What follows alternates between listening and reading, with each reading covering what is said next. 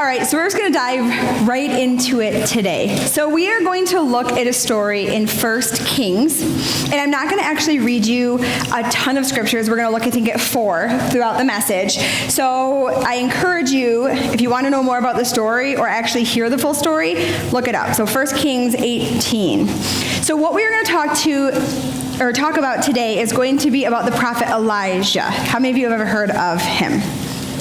Okay, so I'm going to kind of give you a little quick backstory. So right now, God comes up to Elijah and he's like, yo, I need you to go and tell the Israelites. So King Ahab is the one that is in charge at the time. He's like, I need you to go tell them that I'm going to send rain. So what had previously happened is the Israelites are in a 3-year famine at this point.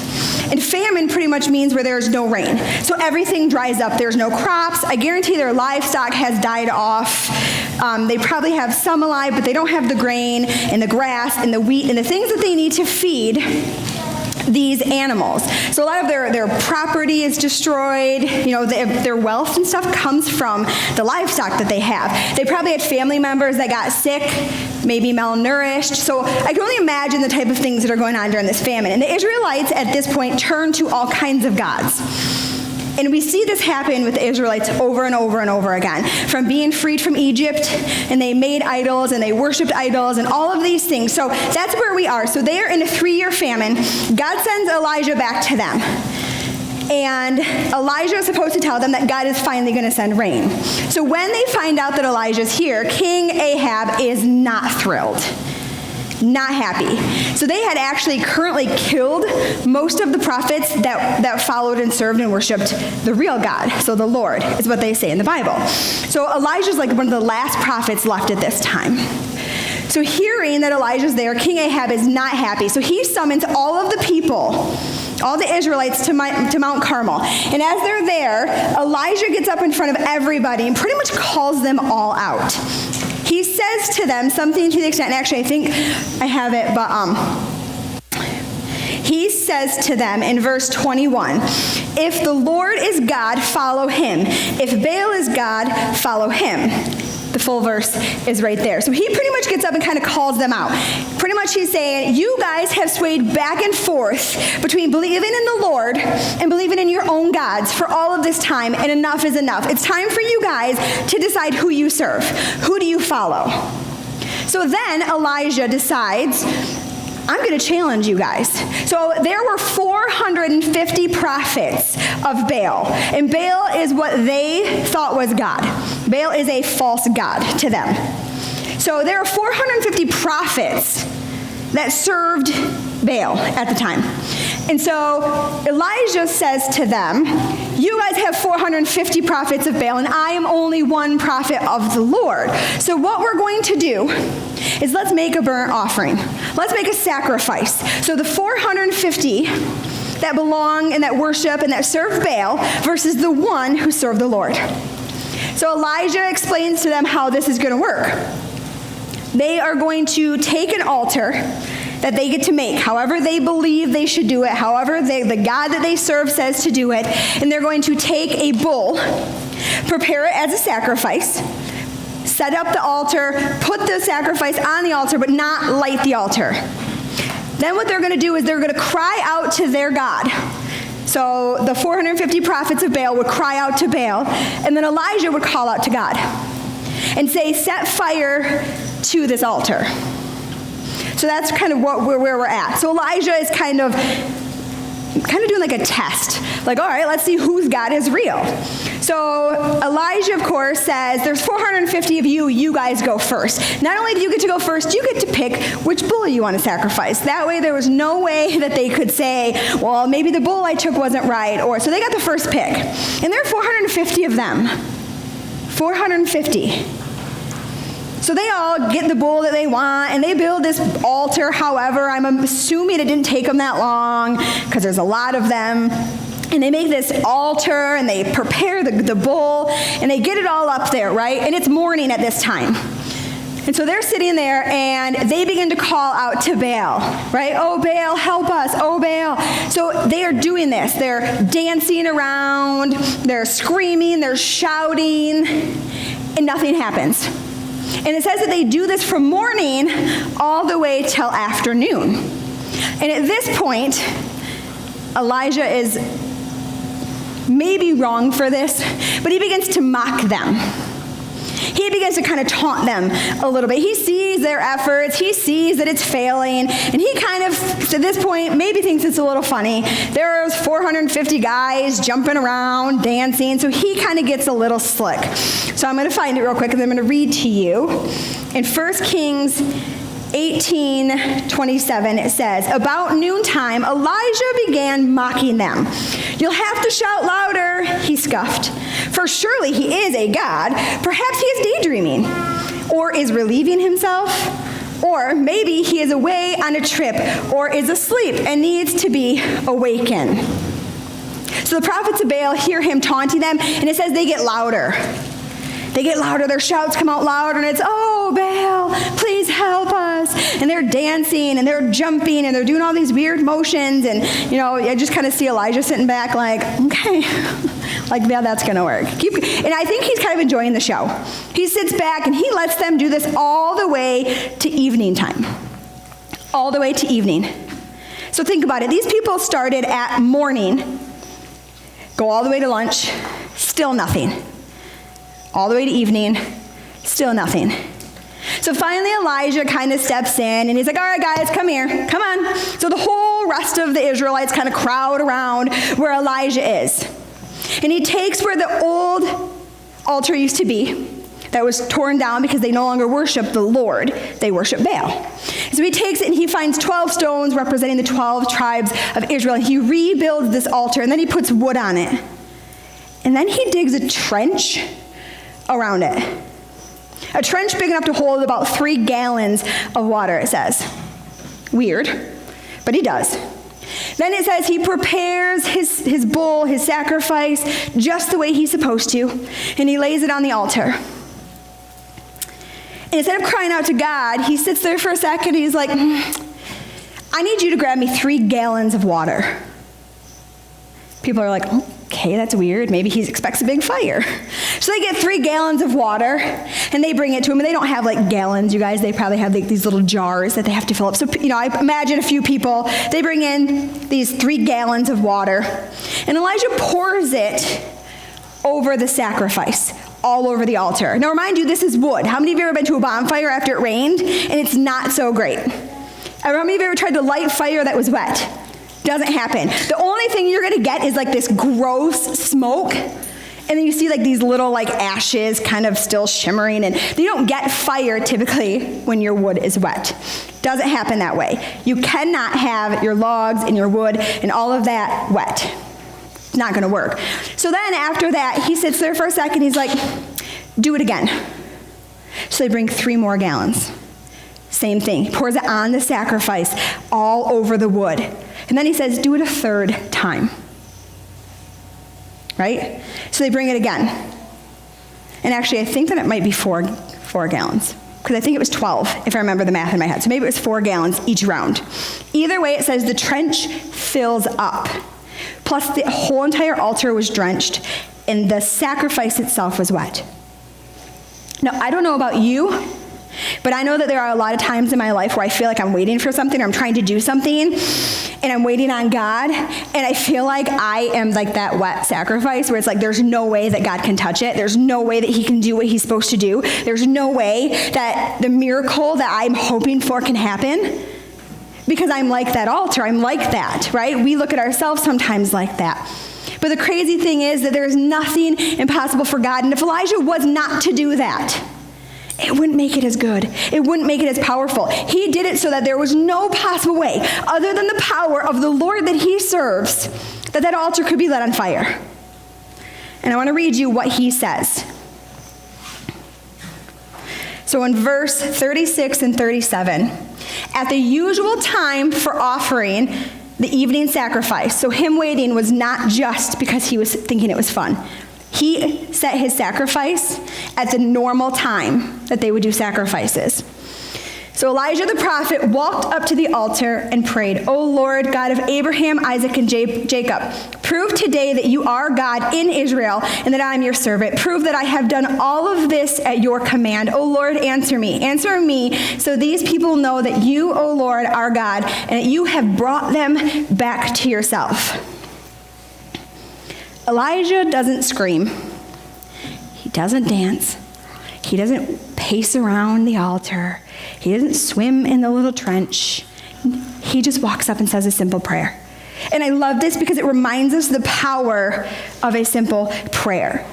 I hear students say all the time, "Yeah, but I don't know how to pray. I don't know what to say. What if it doesn't work?" I always hear people question and doubt their ability to talk to God. And it's just that simple. It wasn't a fancy prayer. He didn't use crazy words. He just went up and was like, "Okay, Lord, you called me here. You asked me to do something. Now please let it be done so that they know that I'm your servant and that you are God and that you just want them back." That's simple. That's the prayer he prays. And it says immediately the fire of the Lord fell on that altar. Fell on that altar, and the whole thing is just lit up. The whole thing lights up. Now remember, guys, this is the wood that was wet. And it says not only was it wet, I think I'm going to read it to you so that way I get it all right. And it's 38 and 39. It says, "Immediately the fire of the Lord flashed down from heaven and burned up the young bull, the wood, the stones, and the dust. It even licked up all the water in the trench. And when all the people saw it, they fell face down on the ground and cried out, 'The Lord, he is God. Yes, the Lord is God.'" So you guys, I don't know what you're going through. Some of you, I know. Some of you, I don't. I don't know all of your story, all of your background, all of your life. I don't know. I don't know all of the hurtful things that you've been through, and I don't know the seasons necessarily always that you walk into where you feel like you're stuck in that drought. You see, the Israelites, when they got in those seasons of drought, they turned to things that they could control. Instead of believing in God, the God that continues to show the miracle after miracle, the Israelites, their whole entire history, this is what they do. The second that they have a chance, they walk away from God. And you see, that's how we are. We try to find things in our own control. We try to do things our own way. So when we go through seasons of drought, seasons of hard time, seasons of things not going well, maybe it's you going back to school and you really struggle at school. And so you're a little freaked out. Maybe it's being bullied and picked on at school. Maybe you don't have the friends that you want, or you don't have the clique that you get to hang out with. Maybe school really frustrates you, and you think of school as like that drought time. And you don't tell your parents because they just don't get it. They think you're being over dramatic and that you just don't want to go to school, but really, school is hard for you. Maybe it's your parents. Satan has attacked our families, our marriages, our children for so long, and right now he is coming so hard, and I see marriages fall apart all the time. Maybe that's your drought. Maybe you're watching your parents go through something, and that's really hard. Maybe it's a loss of a job, some money not coming in that you're used to having, and you have lifestyle changes now. You don't get to buy the brands that everybody else at school wears. You don't get to have the new shoes or the cool backpacks or whatever. Because we all go through seasons of drought, and I'm going to be really honest with you. I live in drought right now.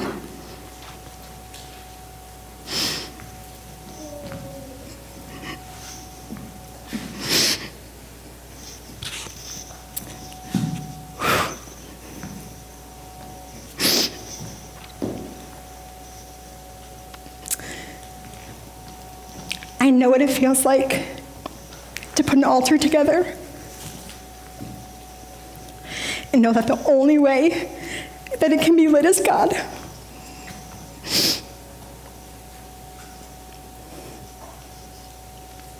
And it's hard. But we can choose to listen to doctors. We can choose to listen to what everyone else says. Or I can choose to stay locked in on the one who created me, who loves me.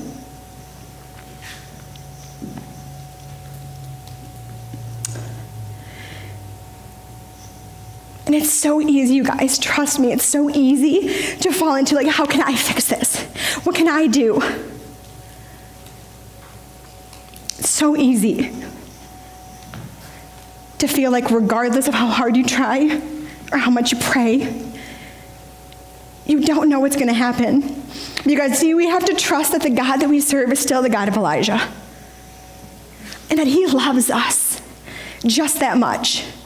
And when we come to him and we lay things on that altar, regardless of the water that's poured all over it, regardless of the outcome, regardless of what we feel, regardless of how hard we've strived to fix it, regardless of what we feel and think, when we come to him and we lay it on that altar, and we cry out to him, we call out to him, that simple little prayer, his fire falls on you just like it did on Elijah, just like it did on that altar. And you see, every time we walk into this building, we get up to the front and we sing songs. You know the song, "Oh, Come to the Altar." Jesus, you are enough. All of these songs. And when you do that, what you're doing is you're casting all of your cares. You're casting your anxiety. You see, the Israelites were in drought and they became fearful. They might have had loved ones that died. They might have lost jobs and livestock and livelihood and status.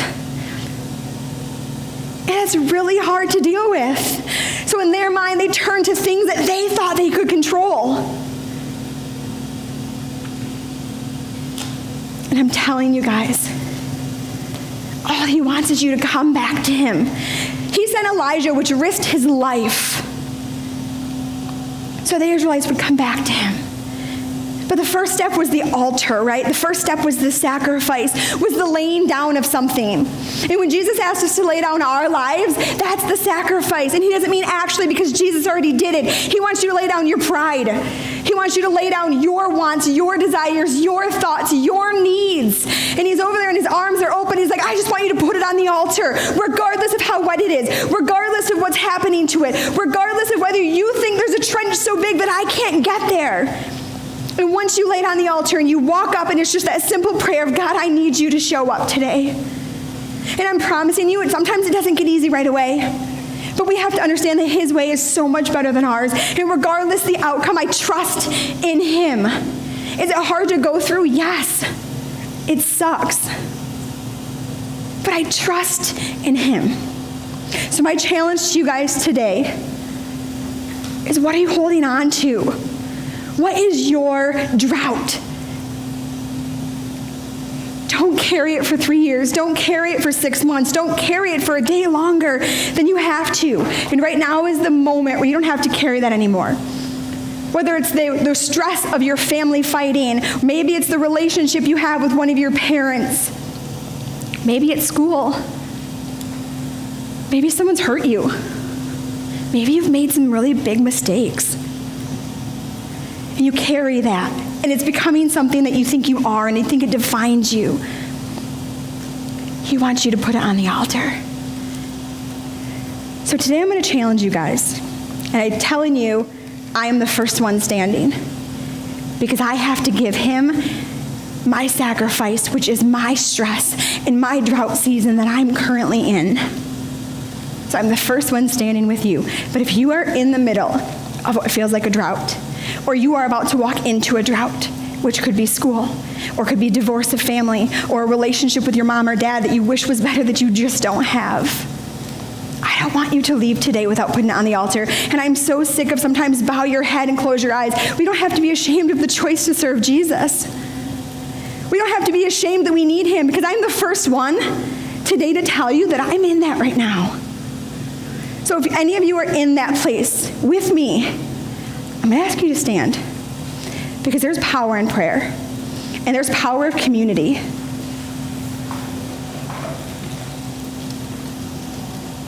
You guys are not alone. All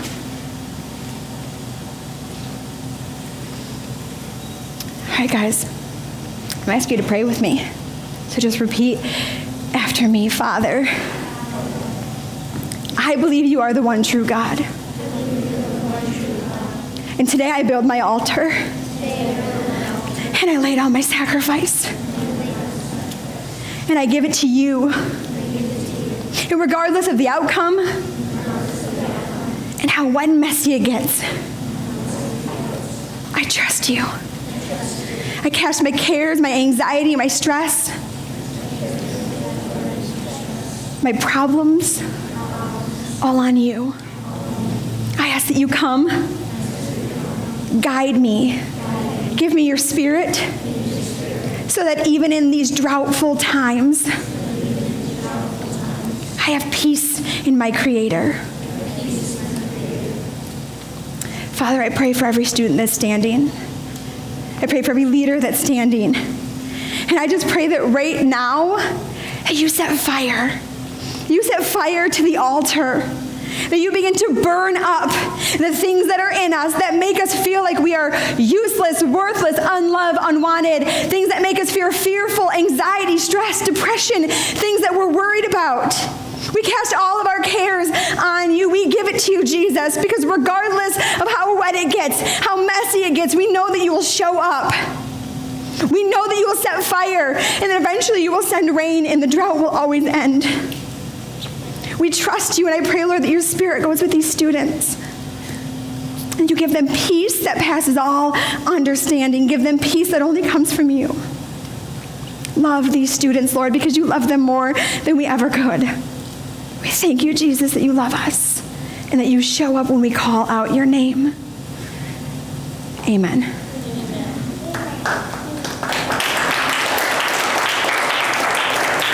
One last thing before we go, you guys, is I am so sorry to do this to you guys. I love you, but I need my 8th graders one more time. I need you guys to step up here because we as leaders would love to send you off with a prayer, because although you'll always be in my life, I just want to pray over you.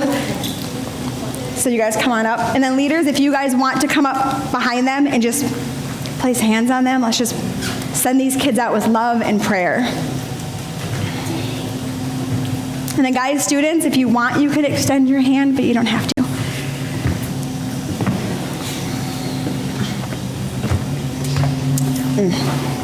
Father, thank you for these students.